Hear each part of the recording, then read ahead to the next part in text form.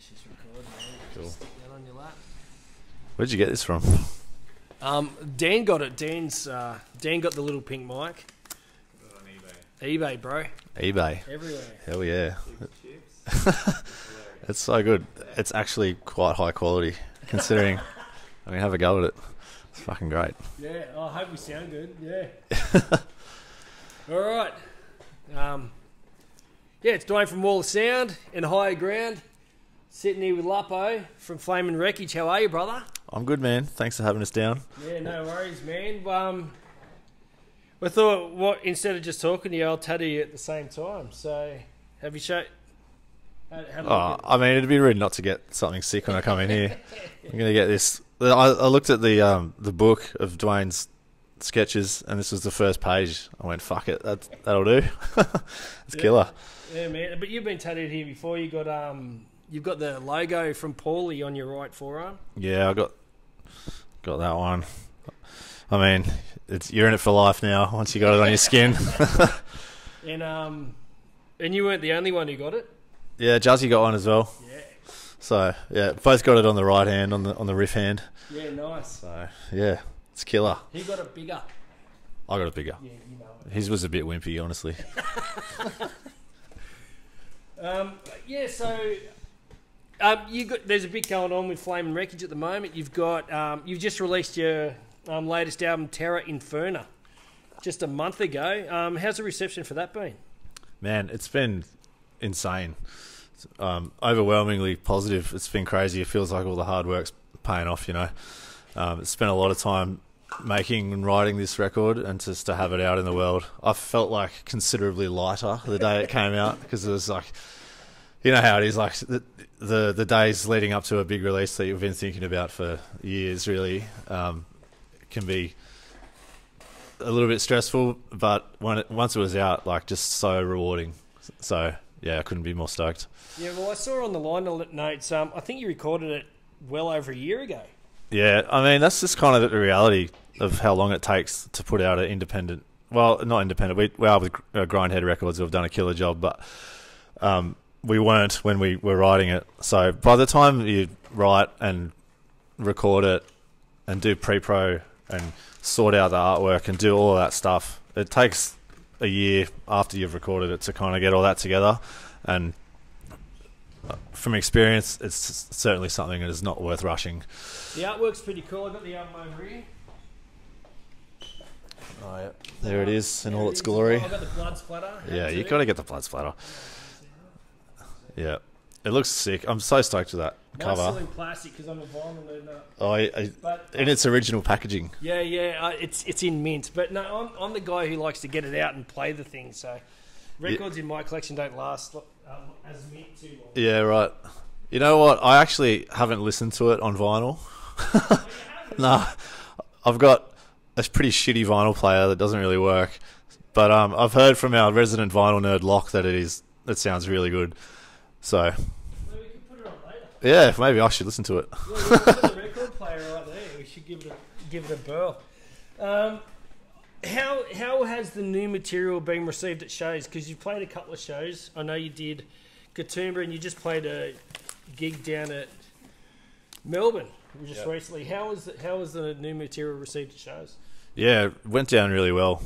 We put a lot of effort into making this set list like really cohesive, and similarly to the album, like we wanted the track list to make sense. You know, you want to be taken on a journey from A to B, and we've kind of incorporated some like extra sort of ambient like bits and pieces throughout the set now. So yeah, I'm stoked. Like it took us a while to kind of get our heads around how to play them live, because that's a huge challenge of making a new album. It's like, and we often don't really think about that until it's time to start rehearsing for the tour. You're like, oh fuck, how are we going to actually do this live? Especially with guitars, because we always just do like way too many layers, because we're just addicted to guitar tracks in the studio. And like Chris Stamelko, who's recorded us like 3 times now, he's like just loves a good. He's a mellow death dude as well, so you know, there's never enough harmonies. And then when it comes to like figuring that out live, you're just like, okay, how are we going to get 10 guitar tracks down to 2? So, which can be challenging, but yeah, I like that part of it. And we've got some kind of we're not just playing the songs the way they are on the album. Like there's interesting little jams and stuff, some extended parts, which has been super cool. Yeah, I'm so stoked with the set, and yeah, it's nice. It breathes new life into the band when you get to play new stuff live. So yeah, it's good. Yeah, well, I saw you guys up at Newcastle too. That was pretty cool. Ripping into I think that was the Witch Hunt single launch. So you guys have been chipping away at new releases for a while now. And I know, talking about the reception you guys have had, also other musicians in the Sydney scene specifically have really talked up this new album. What's it like getting that sort of feedback from your peers, basically? Yeah, it's sick. Like, you know, they know what goes into it as well, you know, because they've all lived it and done it.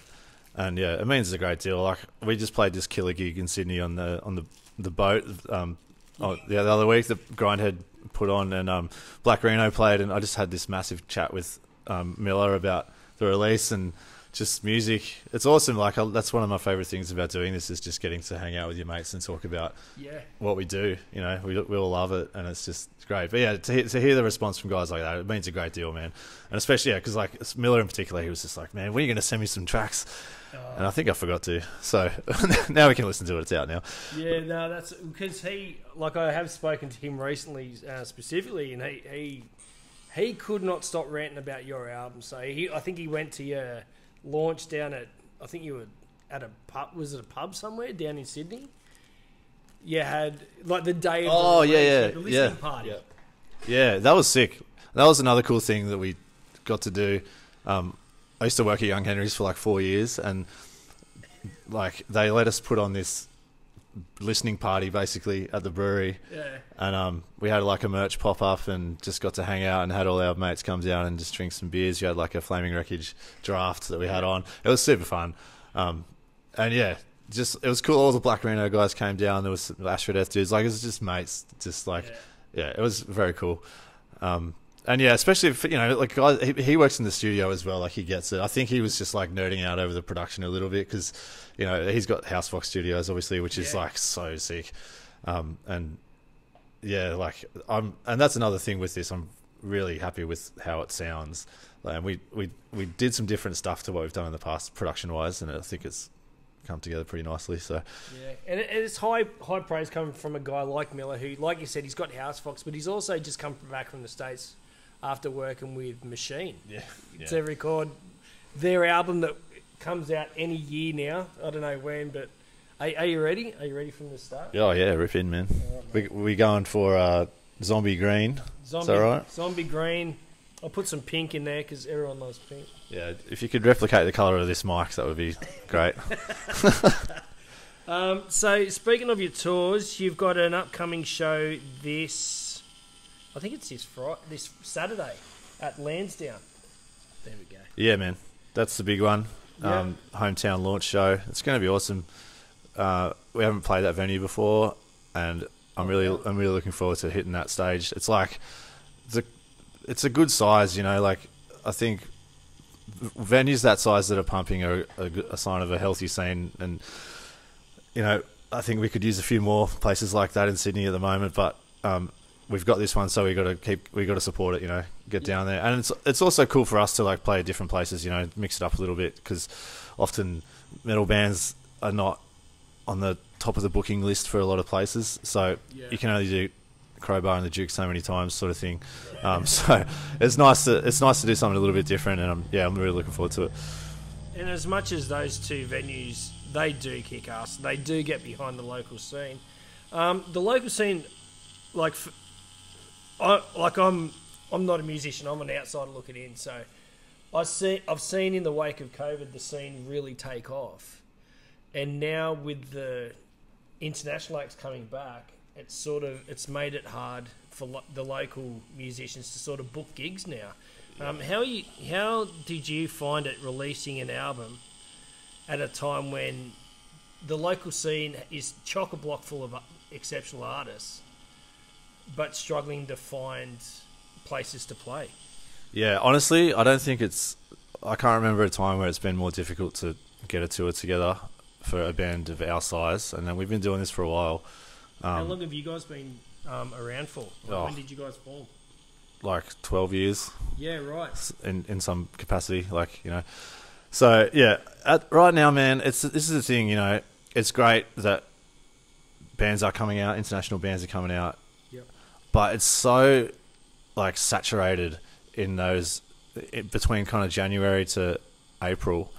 It's like it's a bad decision to go and do a tour then on like a headline tour for a band out. Yeah, because you can't compete with Knotfest and those kind of festivals and big tours and stuff, like, and you know, we're seeing it's been such a slow crawl back from COVID, and people's spending habits have totally changed. Like, people want to go, and if they're going to go to something, it often is that big show, so they're going to save their cash for that.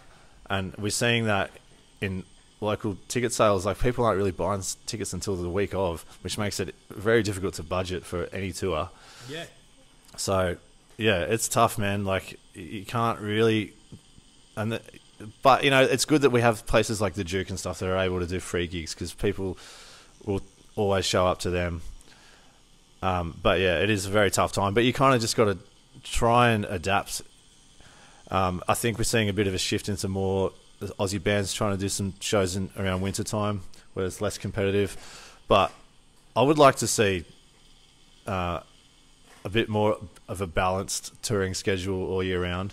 Yep. I mean, like, we don't even really have winter in Australia. Let's be real. It doesn't get that fucking cold here. But, you know, most bands are on the European summer circuit in our winter. But if we could just get to a stage where it's not so heavily loaded at the start of the year, I think we'd see a bit more of a healthy scene represented locally. But it's just super tough, man, and everything is like 3 times as expensive as it used to be. So, yeah.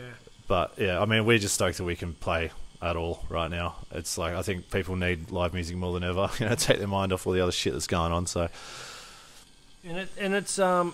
but the other side of it is when those big acts do come down, and our guys get the support, like I think Carnal Viscera has got the support, just recently got announced as a support for Nile, and as well as I think they're doing Skeletal Remains, and Anoxia are doing that, and those guys kick ass. Yeah. Like, you've had a few big supports with some fucking killer acts recently. Yeah. What's it like when you get that news? Because you sort of sit there and go, yeah, it's hard to get gigs, but then because of these international guys, but then you get a support for them, and it's got to knock your socks off. Yeah, it's awesome, like, doing them. I will say, though, like, there was a few tours earlier in the year where there was no Aussie support. And I know, like, Chuggy is pushing for that to be, like, illegal. You have to have... And it used to be like that. You used to have an Aussie band open every show. Like, I think it was In Flames and Creator. There was no support for that, and that would have been a great opportunity for so many bands. Yeah. Also, it's kind of weird getting there and just, like, the band that you don't really ease into the night. It's just like... In Flames is one of my favourite bands ever, and I got to the Emerald and they were just playing at 8 o'clock. I was like, oh, okay. Yeah. It was sick. Like, fucking great gig. But, yeah. So, not to... You'd love to go on before them. Oh, man. I mean, just for half an hour you could do it, but... Yeah. So, I think that is something that has to change as well. It's got to be Aussie bands on those big tours. But, you know, the smaller ones, like, yeah, your Niles and your... Not that Nile are a small band, but... No. Yeah, you know, those sort of mid-tier, like, for sure. Tours, like, you generally will get support opportunities on those, and it is fucking awesome to do them. Like, we did Catatonia earlier in the year, which was a kind of a weird one for us. Like, it's not really our sound, but I love that shit, because it's like, you get to play to people that definitely haven't heard of you before. Yeah. And, like, just, we had... Yeah, you know, at the end of the day, we're all fans of heavy music, so if you get to play to a crowd that aren't really... in that world, you can become their favourite new band, or they can do the deep dive on that different style of metal that they haven't really gotten to before. So, yeah, I think, like, mixed bills at those big shows are really important to get new fans. But I also think, I think that's one of the beautiful things about the local scene at the moment is when you go to a show, especially here in Sydney, there's such a diverse cross-section of different styles. Like, you're obviously like, death metal, thrash sort of thing. Then you got the grindcore kids, and then you got the sludge and doom guys. Yeah. But you can all turn up on one night, have 4 bands with 4 distinct different metal styles, and it makes one huge, really good night. And all the punters here are all in on all of it. So, yeah, I think that's the way forward. Like, and I don't know about you, but I think like the subgenre conversation in metal is just one of the dumbest things ever. It just fucking exhausts me, man. It's like, oh well, that's like more metalcore. Well, they're more like early '90s death metal, HM2. It's like, who gives a fuck? It's all heavy music, you know. Yeah. So I think, especially in Australia, the scene is too small to be worried about that shit. Yep. It's just like, we can't just be going, oh well, they're not quite the right fit for this gig, so we're not going to book them. You know, it's just. And I think having like 4 like sludge doom bands back to back to back, it can sort of blend one into the other if it's not. It can just to get that diversity in styles, especially in heavy metal, which isn't the most popular music style on the planet. It can get real. It can be good. The diversity, I welcome it myself. Yeah, for sure, man. Like we've done, you know, heaps of those festivals where they tend to favour one kind of specific subgenre, and it can be a bit of a slog. Like, you know, it's always good to play on those because like lots of people show up to those all day festivals and stuff. Yeah. But sometimes if it's just death metal for 12 hours, I don't really want to listen to the same thing for 12 hours, no matter what it is. But that's just me. Yeah. But yeah, like sometimes you get to the end of those days and you're just like, oh man, I need to go to bed, you know.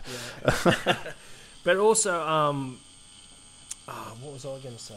This is important. Fucking hell. It's because you're getting near the eyeball. I am. That's the most. You know, this is the first time I've done an interview while tattooing, so you're watching all my skills come to at once. Yeah. I'm joining the eyeball club, by the way. This is the thing here, right? Yeah, man. Eyeballs and flames is the stuff. I think Paulie's got a whole thing up there of biomechanical eyeballs and flames, and they kick ass. The wall of eyeballs. That's so sick. I've been looking at, like, you're talking about artwork and all that sort of stuff. Your guys' artwork on your shirts, your merch, kicks ass. Yeah. I'm not wearing it today. I was wearing the Flaming Wreckage shirt yesterday, the white one with the 3/4 sleeves. Yeah. That's cool. First of all, who does the guts of your artwork when it comes to that sort of stuff, the t-shirts? So we've used a few different guys, but the main one is a dude called Riven Arji. He's an Indonesian artist, and we've used him for ages, man. Like he did our logo, and he's done about, I reckon he would have done 10 shirts for us. And he's based in Indonesia. Yeah, I can't even remember how we got onto him. He probably just flicked us a message on Insta or something, and then yeah, he's super reliable. Like it does great stuff, and for. Like, you'll see the difference, like, on the album art itself, we try to go for something that's a little bit more, like, of a painted style, I'd say. Like, sort of oil painting or more of a digital sort of realistic sort of thing. But for shirts, that kind of stuff doesn't really pop as well, I don't think. You need to have, like, the cartoonish sort of drawn hard lines, and he just fucking nails that. Like, so, yeah, man. I mean, like, we've used him so much, and he's just so consistent, like... And he's really good at like doing different stuff too. Like that one you were just talking about. Like that's a pretty like alternate logo. It doesn't really look like a lot of other stuff he's done, but he's capable of like mixing it up. So yeah, he's awesome to have. Pretty versatile. Yeah, I like giving the artist a shout out because it's not just the music in the band. Like there's obviously a lot more going on with, I mean, the merch and marketing side of it as well, and like how you present yourself. And I think your shirts like. Like every time I go to one of your shows and I see 2 or 3 new shirts, I just go, this is fucked. I've got it. Here's another $150 I've got to spend. So, but I love them. Like my cupboard's full of them. I mean, like that's where that's where bands make their money these days as well, man. Merch is like crucial, and yeah, to think that any venues are taking a cut of that is just such bullshit. Like, have you avoided? Venues because of that, or is it something? Is it like a bitter pill you've just had to swallow at times? We've only had to deal with it once, and that was at the Catatonia show. Yeah. but like smaller sort of venues like Crowbar and people that give a shit about the scene won't do it. I think there's like a point where they have to, I guess, or they choose to, or I don't know. I don't know the ins and outs of it enough to make a full judgment, other than that is, you're taking the only thing that is like actually profitable about touring away from bands. Like, yeah, well, it's the way to pay to get to the next town, and it's not like the towns are an hour apart from each other in this country. Like, you've got to go from Sydney maybe to Newcastle, then up to Brisbane. So. Yeah, dude, that's it. Yeah, and look, I know for me as a punter and a guy who does go to a lot of gigs, I get behind. I get behind the venue by drinking their beer, and by eating their food. And it's only my opinion, I see it as a bit of a money grub to be taking the merch sales, because producing that merch costs fucking money too. And then to sell it, like the margins aren't that great, but yeah, I see it as a bit of a money grab. But like I said, your merch kicks ass. I heard you told me, and you didn't bring any. You got fucking flaming wreckage hot sauce. Oh yeah, man. Yeah. So we've done it a few times now. We did it on the last album too. Yeah. And a few bands have done this kind of thing. Yeah. But I don't know of any other band that's done it where someone in the band has actually made it. And I fucking made this. So, well, you made it. Yeah. Well, I came up with a loose recipe, and one of the blokes I used to work with at Young Henry's, Ernie, he's got a food truck / sauce company called Sparky's Jerk Chicken, and he's amazing. And like, we would always just like talk about food and stuff when we worked together. And I was like, man, I want to make this sauce for my band. He's like, sweet, just give us a sample. I'll see where it's at. Because he makes like big batches of this shit, sends it to the States, and they're mad for it over there. So he sends it. He's got it out in this like subscription package thing where you get like a different hot sauce each month and all this stuff. So he knows what he's doing. Yeah. And so this was on the Cathedral of Bones album, and I made one that was like a roasted capsicum and habanero sauce. And he was like, yeah, it needs a bit of this. I mean, we just went to the back of the brewery one day and just made a batch of it. And we sent that out as like the part of like the big bundle. If you got like the big bundle, you got the sauce as well. Yeah. So this time round, we've done another sauce, and it's called Ghosts, because there's a song on the album called Ghosts. Yeah. I was like, this has to happen. I mean, it's fucking, the stars just aligned, Yeah. And this one's really tasty. It's got ghosts, it's got habanero, some like peaches, roasted garlic, onions. It's really tasty. And considering it's got two of the most fuck off chilies in it, it's not that hot. Like, I've got a pretty high tolerance, but like, you can be liberal with it. Like, it's great with like, it's not like 750,000 Scoville sort of thing. No. It won't fuck you up on the way out or the way in, really. No, it's good. So, it's just like an extra little thing. People get pretty... Like, when we did the thing at the brewery, we had like a little tasting set up and people were getting around it. So, yeah, man, it's fun. Like, and I love talking about food. I love food. That's pretty... If you looked at my Instagram, it'd just be food and guitars, really. So, and we just shot a little making of hot sauce video as well. So... it's fun, man. I love that shit. It's just something a bit different as well. So yeah, we're thinking about doing like some aprons for merch, like hot sauce aprons with. So yeah, stand by. This is just the beginning. And look, if you find pepper hot and it's a bit too spicy for you, just wash it down with a flaming wreckage Young Henry beer. Yeah, that's right. Yeah, we got all bases covered. Yeah, man, it's super fun doing that stuff. I feel we've noticed that like. The more outside the box you think with merch, the more people will kind of connect with that. Like when we've done shit like bar mats and the sauce and stuff, people are like, oh fuck yeah, like not many bands are doing that, Bar mats is a good idea. Yeah, the bar mat's sick, like especially in regional towns. Fucking they love it, man. It's like everyone's got a shed or like a fucking man cave, It's just like, yeah, that's going straight in there. It's good. But what do you think some of the best merch things you've seen from Australian bands? I know, like off the top of my head, I've seen Black Reno did the light switch. Oh yeah, that was good. And I think Chuff did cigarettes. They just bought a pack of Durries, wrote Chuff on a cigarette and sold it for $5 or something. But Yeah, anything to grab $1. But is there any other bands merch where you've seen it and gone, fuck, I wish we'd done that? What's that band from? I think they're from Canberra, a Mammoth.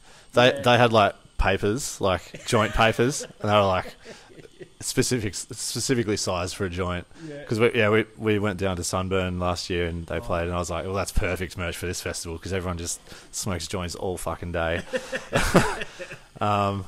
Yeah, that was cool. King Parrot always got some good shit. Yeah, bloody I think they did like a little, like that Barbie shirt they did was classic. They just got this new KFC rip-off one as well, I saw. That's the best, that one. Yeah, topical. It's good, man. Yeah, I love that shit. Yeah. Flanos as well. I got my old boss at Young Henry's, Davis, he plays in Front End Loader. And does he? Yeah. And they did Flanos with their logo on it. I thought that was pretty good. Yeah, I got a King Parrot Flano. Oh, they've got them too. Yeah, they've got. It's not here. And I've also got. I mean, obviously, there's the Dixon brand that's pumping out big band like Suicidal Tendencies and Banjo and all that sort of stuff. But yeah, but like I said, you've got Lansdowne this Friday. You've got more shows coming up. What other shows have you got in Australia in the near future? We are booking some stuff in August and September, which is not announced yet. Yep. But there's some rippers in there. It'll get announced very soon. And then we're doing... The only one I can talk about from around that time is the Metal to the Max festival in Broken Hill, which was going to be killer. It's like on the Mad Max compound. At Silverton? Yeah. They're doing a fucking... off. Yeah, it's like a camping festival they're doing there. So Dude. You're coming, right? Fuck, when is that? It's on the October long weekend. Dude! I've got to take my 3-year-old son. He'll be 4 that weekend, so... There you go. Because I saw Black Reno... not Black Reno. Fucking King Parrot's doing a gig in a couple of weeks, 2 or 3 weeks out at Broken Hill. And I said, I might go to that. You know. Yeah. Finances and the wife let.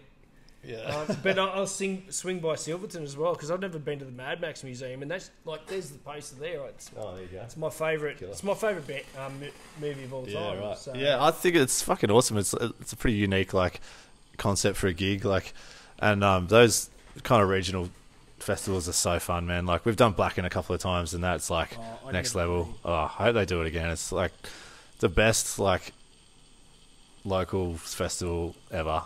I mean, they got some pretty big names the last time they did it, but yeah, it's so fun. Well, Hamill's played there a few years ago, I remember. Yeah, So last time it was like Amel, Coffin, Revocation. They got them.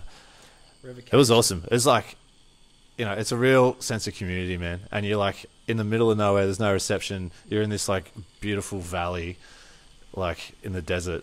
It's just fucking unbelievable. And it gets proper cold at night. Oh yeah. The first time we played it, when it was in Alice, I've been to it 3 times. We played it twice, and I went back as a punter last time. Oh, really? Yeah. The lineup was just too good. Astro Death played, Wizzies, Black Reno, Low. It was insane. Yeah. So good. But yes, it does get cold, and when you're trying to sleep in a tent on acid, and it's fucking -2, no good. So who else is playing at this Broken Hill gig in October long weekend? Darker Half are playing. Firestorm, they're like a band from Broken Hill.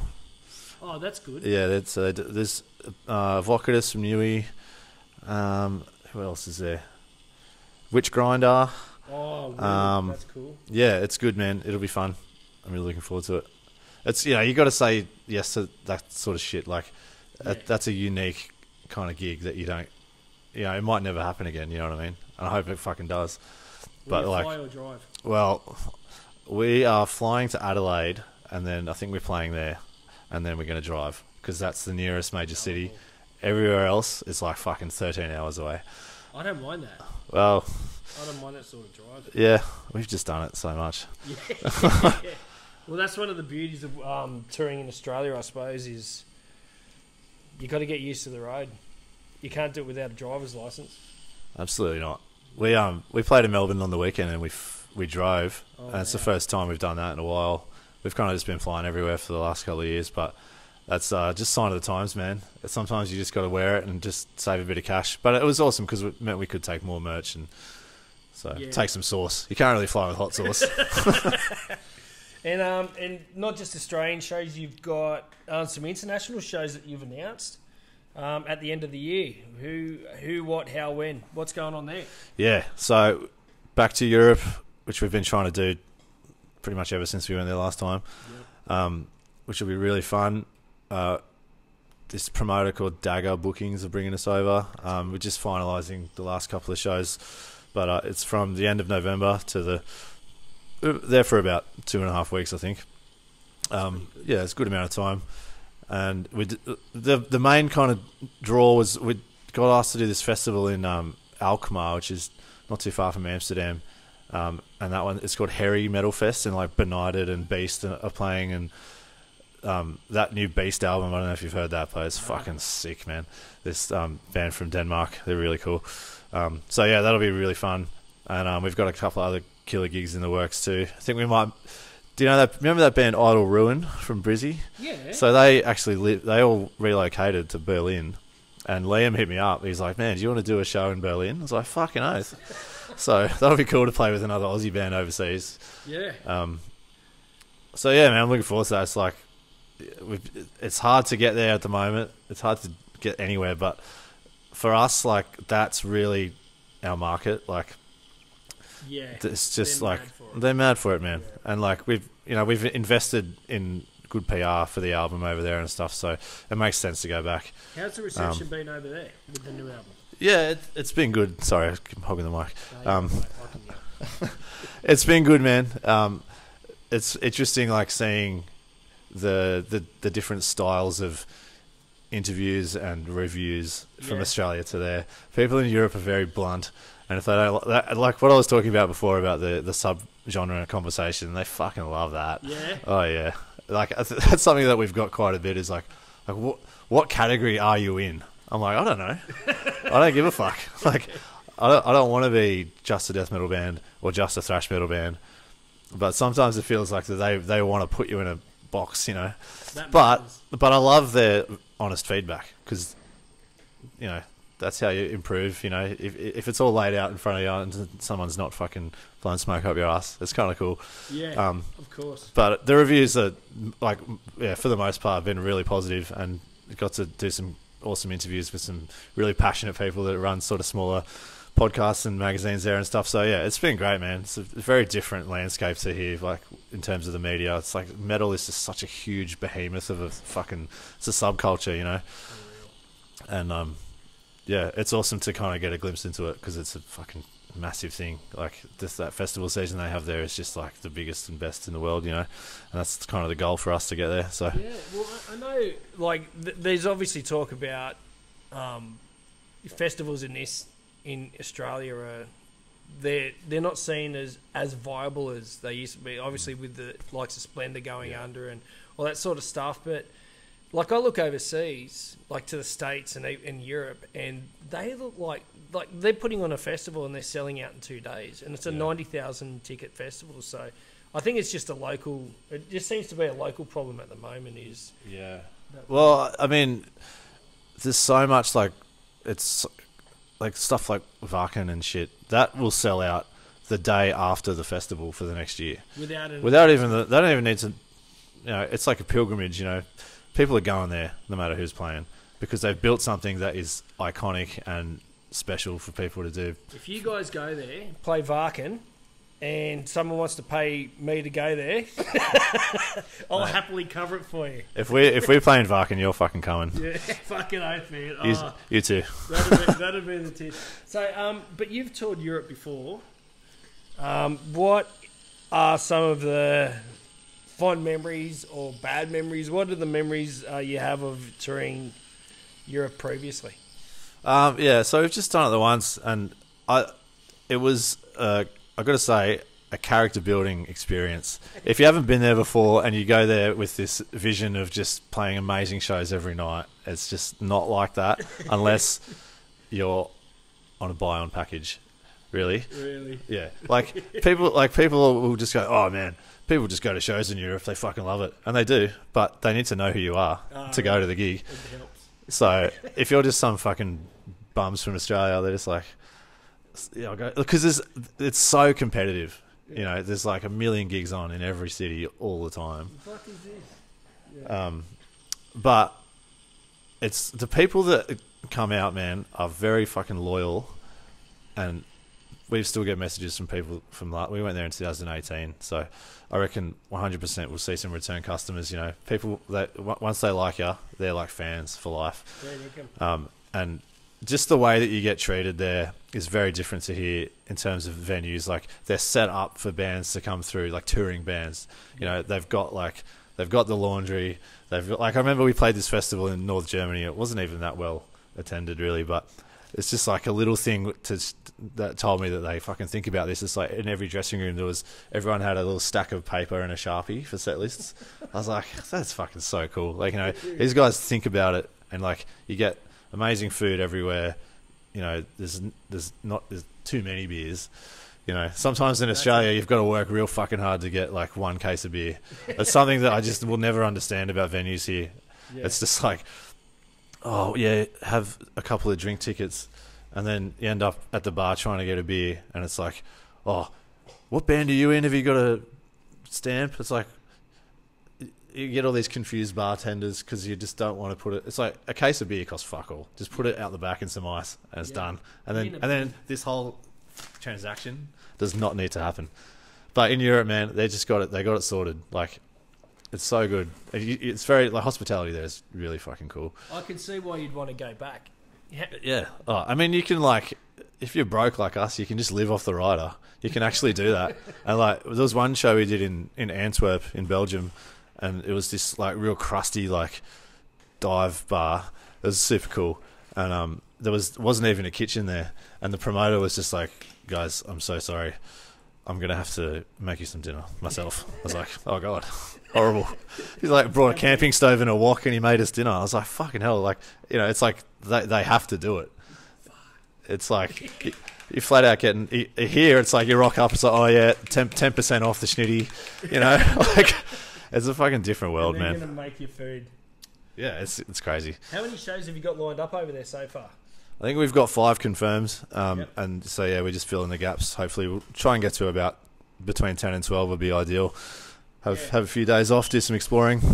What countries are you going to? Do you know? We're doing Germany. We're flying into Austria, so Austria, Germany, potentially Denmark, and Netherlands so far.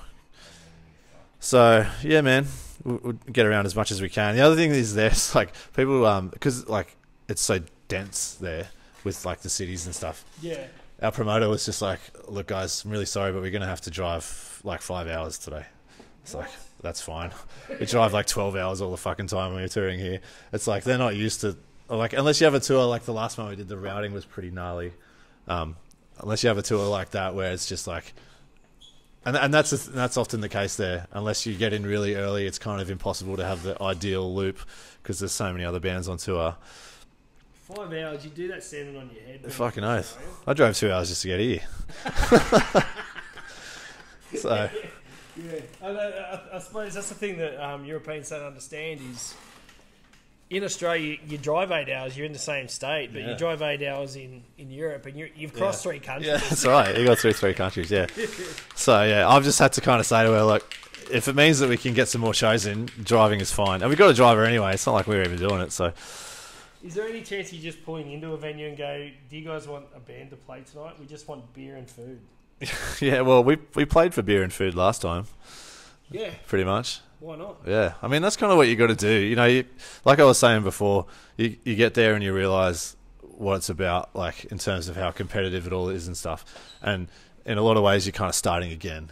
You know, if you want that market to be your thing, you got to work your way up from ground zero, sort of thing.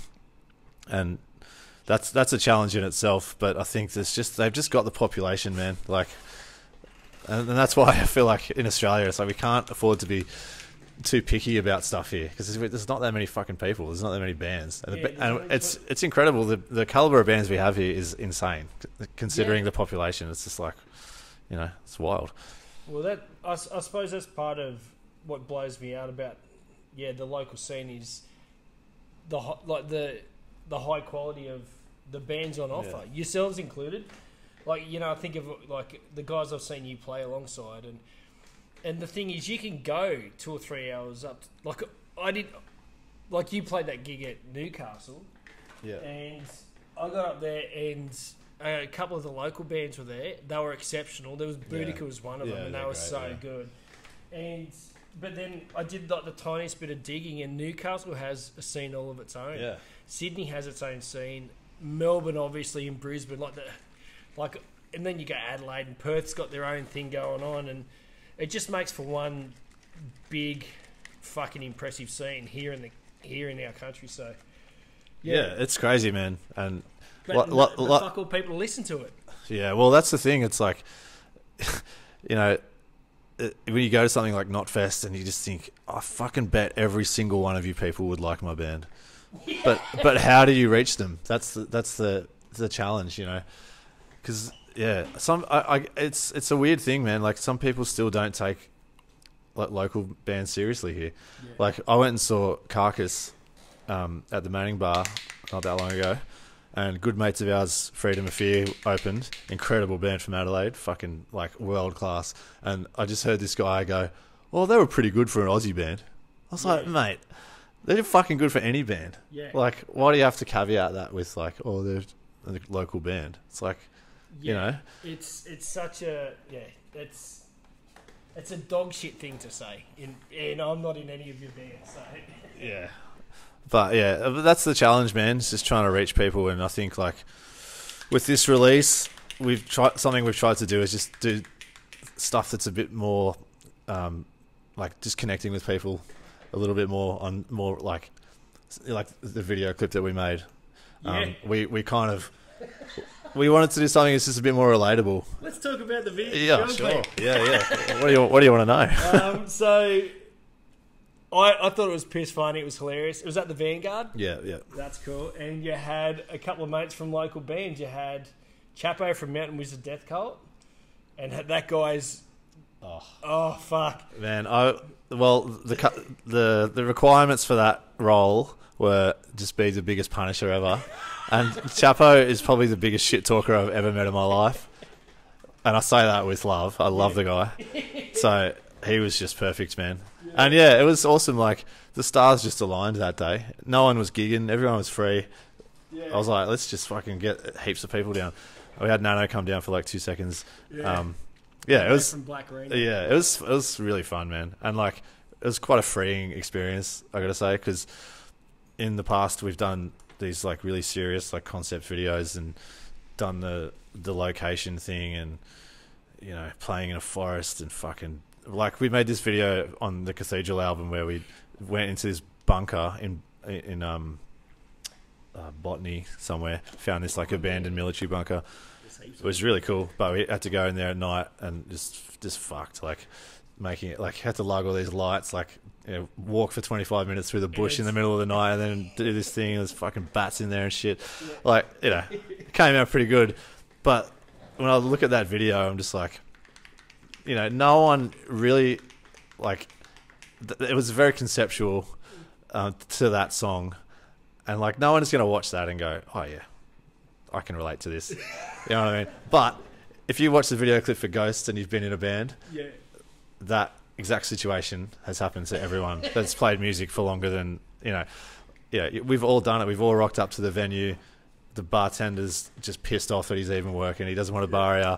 There's one bloke there, and he's just punishing you nonstop. Like, you know, that like, and all the dialogue is actual quotes from people that we've kind of like just stuck in the memory over the years from touring. Like a lot of regional towns in Australia is where you'll come across stuff like that. And Chapo's line.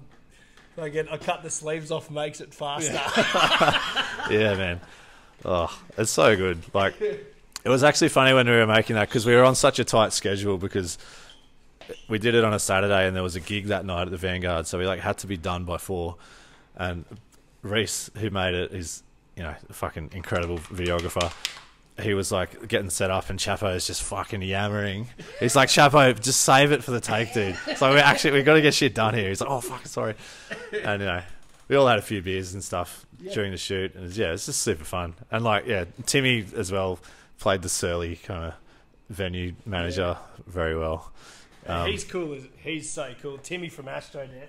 Yeah. It was great, man. Like, I felt a real sense of community actually that day, because we just got all these just mates from other bands together, and we just made this fucking awesome thing. And like, lo and behold, like, people really related to it and connected with it, and you're like, yeah, there you go. You know, it doesn't have to be fucking so serious all the time. You know, just have a laugh, and that's what. I mean, and you can see it with most content, really. It's the bands that are just like real that get the most engagement, because that's what people want to see. You know, I think it has to be very, very well thought out if you're going to do the, you know, we're a fucking serious metal band thing all the time, because it's kind of exhausting. And I'm glad that we've moved away from that now, because it's just like, it's much easier to just be funny. That's kind of who we are anyway. Yeah, well, I think it's a good reflection of the live shows, because I think the better live bands out there, this is just me, but I think the guys who have a bit of banter between songs, a bit of heckle, and just you know, like, just a bit of personable back and forth with the crowd, instead of just trying to sit there and look doomy, you know, like you've just melted our faces off, and then you're gonna heckle Timmy from Astrodet's haircut, you know, like well, that's it. I mean, I think like we're somewhere in between live, because like I was saying earlier, like we have put a lot of time into making this set list like very much like a journey, but there is moments where we can have a laugh and stuff as well.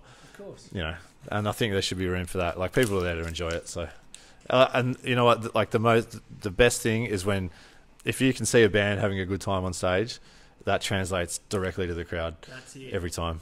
Every time. So obviously, like, you're a death metal thrash sort of a guy. I think we have just shop talk, you know, where we sit around and just make up scenarios and talk shit. And one of the scenarios we have in this shop, and I think we've talked about it before, outside of this interview, but say the world's blowing up, you're only allowed to take 3 thrash or death metal albums with you on the spaceship that gets us off this planet.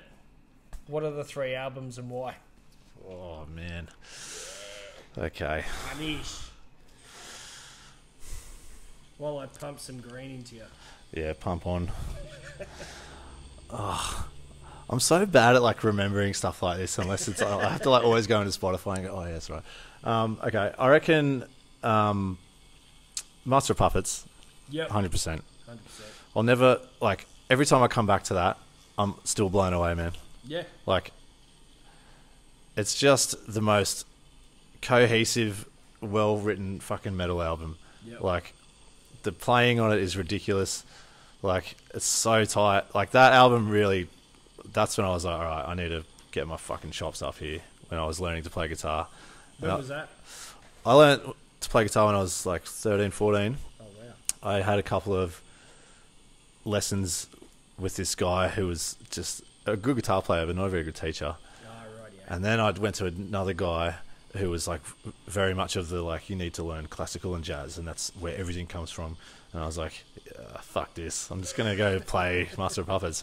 So I really didn't have very many lessons at all. Hetfield kind of taught me to play, man. Like, that was where I learnt how to, like, because I think in Wreckage, like, we really pride ourselves on tight, like, rhythms, like right hand. And without that album, I don't think I would have ever got there, really. Like, it's just, that's like the blueprint of that. Yeah. So, yeah, Master of Puppets, 100%. I'm going to go for Heartwork by Carcass. Ooh, good one. I like Necroticism. That's my favourite. Yeah, that's a good one. Heartwork is my favourite because that's like, I know it's when they started to get massive. That was their big kind of breakthrough one. But that one is like, it's the first album of that 90s period of like sort of mellow death. At the Gates was another one that came quite... like Slaughter of the Soul was just after. Yeah, but Heartwork was first, 93. Yeah. And that album, like, I still reckon Buried Dreams is like the toughest opening song ever. And like, Bill Steer is one of my favourite guitar players ever, man. Yeah. Like, I just reckon he's the coolest dude. He's like, he's like stuck in the 70s still. Good. Like he could just slot into a fucking Deep Purple show and no one would even know the difference. Like he wears like these big flares. He plays like vintage fucking Les Pauls in a death metal band. He's just so cool. And just the riffs on that album are super influential on me. Yep. And what else have we got? We've got to pick a third. Can I venture into Melodeath territory? Yeah, man. Pick any album you want. Okay. Any genre. I'm going to go for Clayman by In Flames then. That's another. Yeah. That's another one I come back to very regularly. Like if you listen to that album, you hear a lot of parallels to our band. There's a lot like that's where we get our like, the lush kind of harmonies from. Really thick guitar tracks. Like there's just heaps of layering going on, and that's something that's become a real signature for us. Like especially in the choruses on this record, you'll hear lots of harmonies and the other thing that has kind of been a bit of a sleeper for us is the use of like synth. We've never really done it before, and In Flames do it heaps. Yeah. Like, and it makes fucking big choruses sound so big, man. And like, I'm lucky now I work for a backline company, BHSS, and my boss is super cool and lets us borrow stuff all the time. So when we were recording, I took a analog synth, this Roland Juno, to the studio, and Locke, our bass player, he can fucking play anything, so he played it. But we had a day where we just fucked around with that, and we put like a dark glass and a distortion pedal and all this shit in front of it, and made it sound just so gnarly. Like it sounds like kind of Blade Runner, It's like that real sci-fi, like dirty synth sound. We put that like just underneath the guitars, and it sounds so fucking fat. And like I reckon I never really associated metal with that, but when you listen to those older In Flames records, it's just fucking dripping in synth, man. Yeah. And just the note selection, and like that band is like so influenced by like them and Opeth. I love like Swedish metal, and like a lot of it is influenced by like folk music, like a lot of those melodies. And when you turn that into heavy metal, it's really fucking powerful, like beautiful note selection. And the way that they do that always resonated with me. So that album has always been a huge influence, and I think I reckon I listen to that like probably fucking twice or three times a month. Really? Yeah, still all the time, man. Yes, you always go back to. Yeah. So what's that? Master of Puppets, Heartwork, and Clayman. Pretty good. That's pretty good. Three lists. Yeah. What about you? Oh fuck, man. Put him on the spot. Yeah. Oh, I'm tattooing. I'm trying to think. Man, if we're talking thrash, like a lot of my stuff goes back to the big four, but then I love Testament. Yeah, Testament. I was going to say Testament, but even Testament. Look, when I say new stuff, I'm saying like the stuff that lasts 15 years. Yeah. Or even like that album, Formation of Damnation. I Killer. think that is a fucking. Yeah. That is. It's. See, I'd almost take that with me, but like I'd take Rust in Peace. Yeah. I fucking love that album, and like I remember that was my first Megadeth album. Yeah. Same with like Slayer's Seasons in the Abyss. Like everyone bangs on about Raining Blood. And Seasons is my favourite too, man. It's for my sure. favourite, yeah. I think War Ensemble is the best Slayer song by a mile. Yeah, I love that whole but and that was my first Slayer, and so as a result, it sort of gets that. It becomes my favourite, even though Raining Blood is, rightfully so, one of the best thrash metal albums of all time. I mean, you argue the same, like you said, Master of Puppets, like you could throw Ride the Lightning in there. Yeah. I mean, Master of Puppets only just scrapes through though, and Justice for All is probably almost on par. Yeah. Because that album is just like the peak of how many riffs can we fucking put in this song. That is my favourite Slayer album. Yeah. Even though it's got zero bass in it. But I think it's cool to have a record that you can go back to and go, nothing else sounds like this. Yeah. Even if it's a bit fucked up or whatever, like, it's awesome. Yeah, but like when I first listened to it, like that was my first Metallica album. Yeah. Before the Black Album and all that sort of stuff, and I was listening to it, and it's like you said, I'd never heard anything like it. I'd read about Metallica, and getting heavy metal in this country, especially. Like I was like 12 at the time. It was fucking impossible. Yeah. So, dude, you know what's one of my favourite Testament records is The Gathering. Yeah. And that's the only one without Skolnick on it. But fucking that weird? Dave Lombardo plays drums on that record, and it is fucking killer. Lombardo plays. Yeah, yeah. I didn't know that. Yeah. Because I know, like, what's his name? Paul Bostaff. Yeah. He's obviously it's him and Lombardo who have been Slayer's drummers. Yeah. But yeah, Bostaff played on Formation of Damnation, and when I heard that, and like when you've got a choice between him and Gene Hoglan, like man. You're a bit sport. So yeah, I love that sort of stuff. But like I said, Necroticism. Yeah. Yeah. I love that album by Carcass and yeah, man. Yeah, so I think at some point I just go, fuck it, I'm staying with the albums. Yeah. I'm not getting on the boat. I'm not getting on the ship. Man, you know, it's funny you say that. Like, I think heavy metal is one of the last genres where people still appreciate a full album. Yep. And I know that it's kind of like, from a business perspective, it's kind of like not what the streaming platforms want you to do. They don't want you to release the full thing like that. They want you to release singles every fucking 2 months. Yeah, but right. I mean, and I'm just saying this as a consumer as well.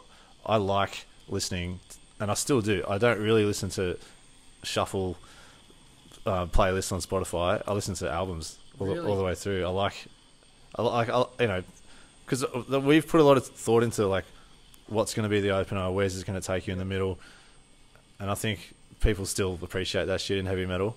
It's not really a thing in a lot of other genres anymore, but I think it's cool. I think that's a thing we can hang on to. I think, I remember when they shifted, like on Spotify, they made it so you press play on the album and it didn't shuffle it and didn't. Yeah. I think that was on the back of something that Adele said. Right. You know, so they did that because she said it. Yeah. And even though people like yourselves and a bunch of punters asked for it, they didn't do it until Adele said so. So, yeah. So the heavy metal world has Adele to thank for that. Oh, on Spotify. Inspiration can come from weird places, man. Thanks, Adele. Hey, Adele's fucking cool, I reckon. Yeah. Oh, for sure. Oh, look. She's one of those, like, I'm not going to sit down and listen to her album all the time, but if she come out and I got a ticket, I'd be there for sure. Yeah, sick. Yeah. I went to bloody Taylor Swift, so I'm going to go and see Adele. Man, how was it? I was just interested in the production, like, because obviously, Insane. yeah, it would have been. It's probably the biggest tour that's ever happened. Yeah, I've seen, like, I wrote about it, and I said that at the time, like, I've seen AC/DC, Guns N' Roses, a shitload of other bands there. Like, I'd seen festivals played there. AC/DC, like, production-wise, that shit's next level. They can't change the set list because the production is so enormous. Yeah. And I'll tell you what, like, Taylor Swift, the way she lit it up, it would rival that for me. I'd never seen anything like it. So, yeah, right. And I'd met a bunch of the guys behind the scenes as well who were a bunch of roadies, and like I was watching them work and what goes into it. Like, it's like 190 people that work behind the scenes on that show, hands-on behind the show, and then there's all the rest of them. So, yeah, it was great. But I never need to listen to Taylor Swift again. Yeah, I was doing, I was teching for L7 when that was on, and yeah, you couldn't get it wasn't easy to get a comm. Really? No, because like the whole crew just booked out the fucking entire hotels. Yeah. It's crazy. Well, they were all up at, they're not there at the moment, so yeah, they were all at Crown Casino. Yeah, right. They were all there. And when I get to go and say g'day and hang out with them, that was cool. Yeah. But like, you're not, in addition to being a muso, you're obviously doing the work on the tours as well. You're a bit of a gearhead, like when it comes to guitars and all that sort of stuff. Yeah. What's your favourite guitar? What's your weapon of choice at the moment? I know she got a Gibson. I've like never had heaps of guitars. Yep. Like, I've only got two, and they're both Flying V's. Because that shape just is badass. Iconic. Yeah, it works. It works nicely for me. Like, I like the way that it's weighted and stuff. You have to stand up and play the thing. No, you can sit down and play it. Really? Yeah. We recorded all the guitar tracks on the album. You just got to wedge it between your legs. You gotta sort of Yeah, it's actually once you work it out, it's actually quite comfortable. Okay. Yeah. Because I've got the King V over there, the Jackson King V. Yeah. And I haven't got a guitar strap, so we've been trying to figure out how to sit down and play the I'll have to show you then. Yeah, man, for sure. Timmy's had a go. I'm just going to try and get every... He can't play a Flying V. He had to go out in the back, yeah. But is that your ultimate guitar? What would be your ultimate guitar if you could just... Money's not an object. You could pick anything you want. I mean, I've always wanted a nice vintage Les Paul. Yeah. So one day I will get that. But anyone in particular? Oh, I like one of Slash's ones or something. Just the 59 is the era.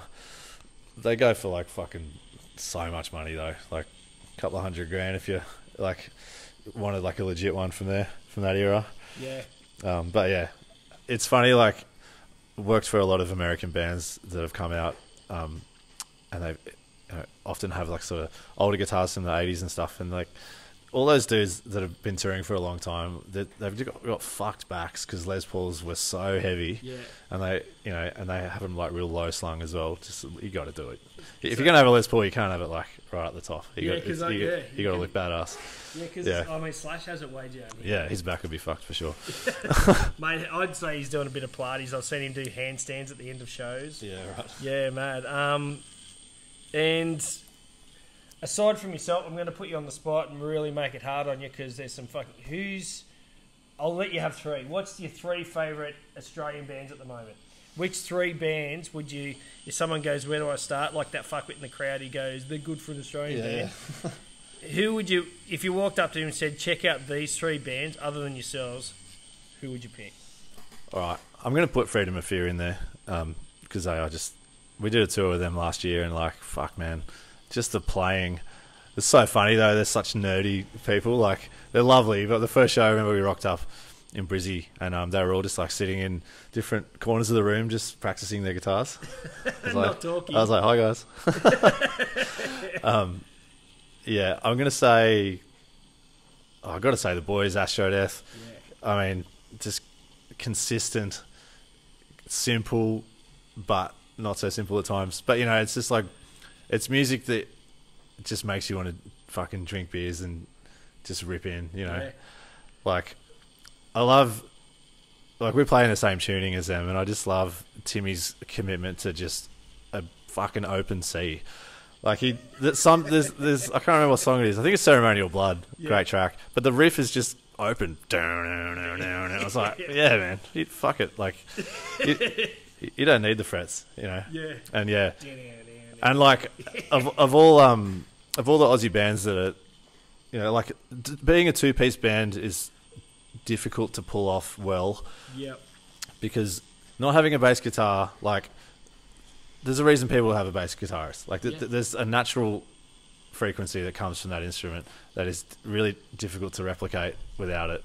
But the way that Tim has his guitar set up is very clever, and it sounds full, and like, especially when like Ian Redman is mixing them, they're just unstoppable, man. Yeah. Killer. So yeah, they're in there. I'm gonna say Dr. Colossus, I reckon. Oh, yeah. One of my favourite bands from Australia. Just hilarious. Great fucking banter. And, like, of all the bands throughout history that have been a deliberate piss take, the best ones are always the best musicians. And everyone in that band, I think, are like session guys. Jono actually plays bass for Vance Joy. Oh, no way. Yeah, I don't know if you knew that. I didn't know that. Yeah, he does, man. So he's like been all around the world with him playing fucking Riptide. And then he comes home to Melbourne and plays in this like Simpsons themed Doom band. It's just, it's so funny. Oh, no way. So I did not know. I only found out the other day the guy, the drummer from Low, I've forgotten his name, but he was in 28 Days. From who? From Low. Oh, really? Yeah. Adrian? I think I might be getting it wrong, but I think he used to be in 28 Days. Right. Fuck. Yeah, so there's a bit of a... There's a bit of what's the word? top 40 mayhem going on in Sydney's underground. Oh, well, fuck. I dare say that Vance Joy is paying slightly better than Dr. Colossus. Just a little bit. It's just a hunch, but did you catch them when them and Astro Death opened for Orange Goblin on the recent tour? Yeah, man, we all went. I think this whole tattoo shop was there. Yeah, we all went. Yeah, there was. I suppose that's the other thing I see with the Australian scene that I love is when these guys do come from overseas and a couple of bands, Aussie bands, get the support. They're not just filling out the time that's, they're just not killing time. They're filling out like the weight of the night itself. Like that was Orange Goblin. Like you'd go and see Orange Goblin all day, but then you get Dr. Colossus and then Astro Death. Oh. Same with Conjurer recently. They came and destroyed. Yeah. But then they had the Wizzies open for them and Low. Yeah. Like you'd go just for Wizzies and Low, and then Conjurers sort of.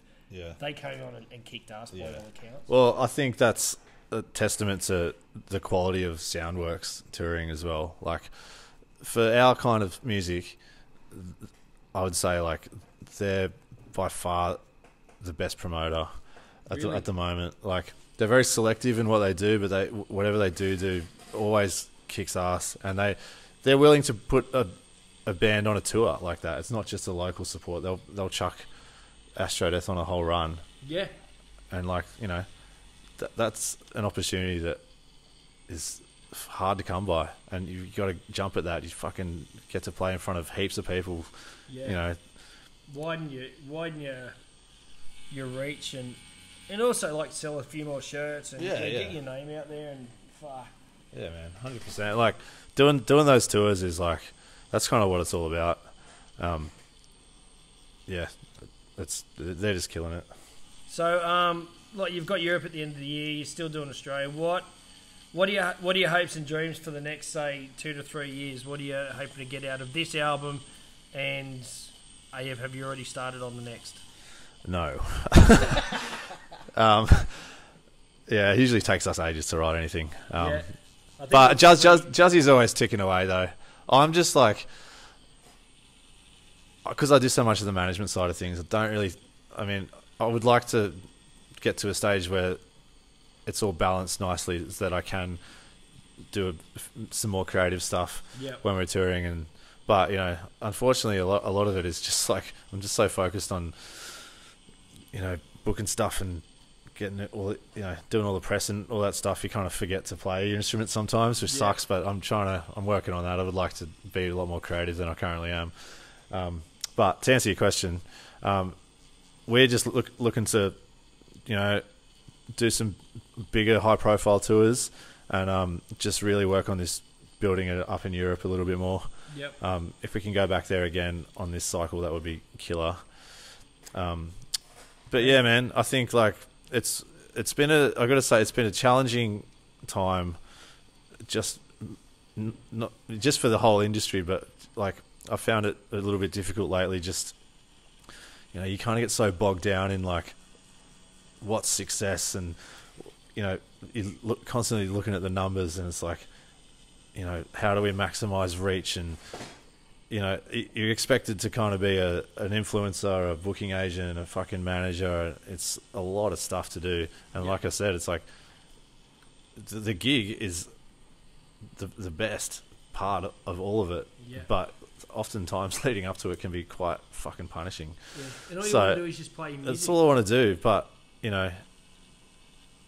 when you're so busy with all that other shit, it can kind of fall away a little bit. So I'm just trying to like stay positive and figure out like what is our idea of success as a band, and I think that just doing it is the success of it. Like having the longevity, being able to still play at all is a success.